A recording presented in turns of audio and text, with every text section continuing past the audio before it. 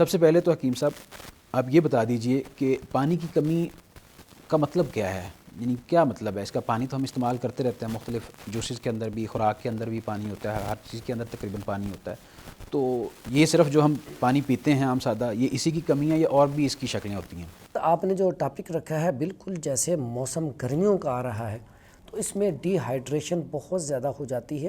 اس کی بنیادی وجوہات میں سب سے پہلے تو پانی کی کمی. ہم پانی کا استعمال کم کرتے ہیں، سردی کا موسم گزرا ہوتا ہے جی، کیونکہ سردی سے ہم جب نکلتے ہیں ہماری روٹین وہی ہوتی ہے، پانی کو مطلب اتنا اہمیت نہیں دیتے، اور جی پیاس لگتی بھی ہے تو نہیں پیتے بعض دفعہ. جی ایسا ہی ہوتا ہے، توجہ نہیں دیتے. ہوتا کیا ہے، سردیوں میں تو آپ کو سردیوں میں تو پسینہ نہیں آتا، لیکن گرمیوں میں آپ کو پسینہ بہت زیادہ آنا شروع ہو جاتا ہے، پھر آپ کو یورن زیادہ آتا ہے، پھر اس کے بعد آپ کو سٹول بھی بعض اوقات ہلکی سی آپ کے جگر کے اندر حرارت بڑی، آپ کو سٹول 2-3 دفعہ آ جاتا ہے، پیٹ میں درد ہو کے آ جاتا ہے. اب اس سے بھی پانی کی کمی ہوگی، نکاہت بھی ہوگی، کمزوری بھی ہو گئی. تو ہمیں ایسی چیزیں چاہیے ہوتی ہیں جس سے پانی کی کمی بھی پوری ہو، ساتھ منرلز بھی ملیں، کیونکہ جب منرلز آپ کی باڈی میں آئیں گے تو انرجی آئے گی. آپ صرف پانی پئیں گے تو تب بھی گزارا نہیں ہے.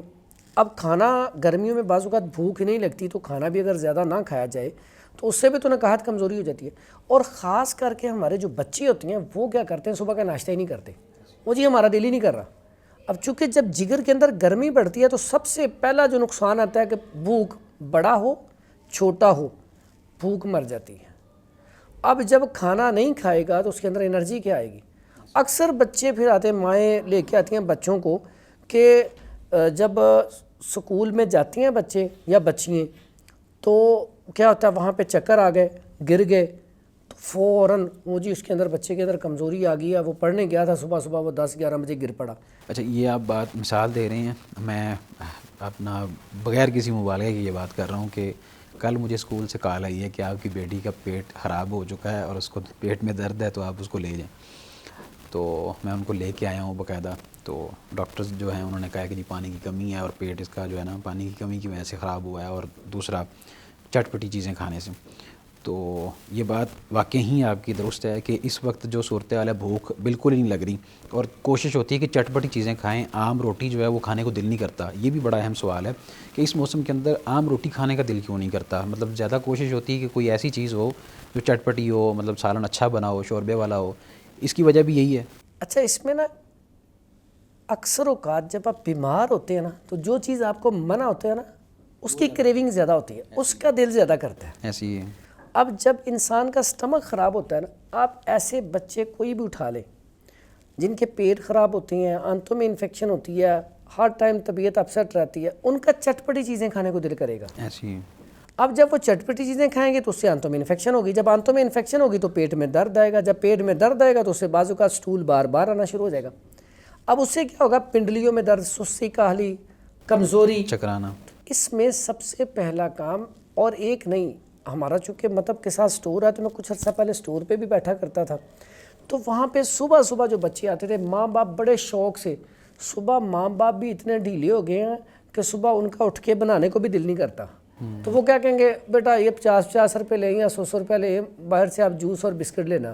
یقین کریں صبح اتنا زیادہ رش ہوتا تھا، چپس، سنیکس وغیرہ، کولڈ ڈرنکس وغیرہ. اور یقین کریں صبح ماں باپ خود بچوں کو ریڈ کلر کی جو کولڈ ڈرنک ہے اور بلیک کلر کی اس کا بڑے شوشہ ذرا شوق زیادہ ہے، سے اس کا دیتے ہیں. ششکے زیادہ ہیں اس کے. سر کتنی فیلئر میں سب سے بڑا کردار کولڈ ڈرنک ہے. جب آپ نہار، آپ نے کچھ نہیں کھایا پیا، آپ جا کے کولڈ ڈرنک پئیں گے تو آپ کے گردوں کو سب سے زیادہ یہ نا نقصان کرتی ہے. اچھا، اس کے اوپر مینشن بھی کیا ہوا ہے حاملہ خواتین کے حوالے سے اور دیگر، یعنی کہ وہ ہیوی ڈرنکس ہیں. یعنی کہ ایک کولڈ ڈرنک کتنا نقصان کرتی ہے، کولڈ ڈرنک گردوں کو فیل کرتی ہے. اللہ اکبر. اور خاص کر کے صبح نہار پینا تو لوگ یقین کریں بڑے شوق سے اور بڑے فخر سے، مطلب فخر محسوس کرتے ہیں اور اس چیز کو. یقین کریں جب رش پڑا تھا نا تو ہر ماں باپ ایک دوسرے سے بڑھ چڑھ کے دے کے دیتا ہے چیزیں کہ اچھا اس نے یہ چیزیں نہیں ہیں، آپ 2 چیزیں اور لو.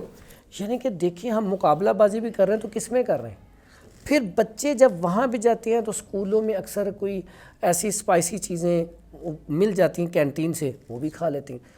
اب ایسے بچے پھر ہوتا ہے کیا کہ کچھ عرصے کے بعد ان کے جب آنتوں میں انفیکشن ہوتا ہے، پھر کیا ہوتا ہے جب تھوڑے سے بڑے ہوتے ہیں تو ایچ پائلوری ایک مرض ہے وہ ہو جاتا ہے، جس کی سراسر بنیاد ہی فاسٹ فوڈ، جنک فوڈ، مرغن اغذیہ، مسالے دار اغذیہ کھانا ہے، کیونکہ وہ جو ہیلیکٹوبیکٹرک بیکٹیریا ہے وہ اس کی جو کہہ رہے ہیں وہ جس موسم کو پسند کرتا ہے وہ خشکی ہے، تو وہ خشکی کا کھلاڑی ہے۔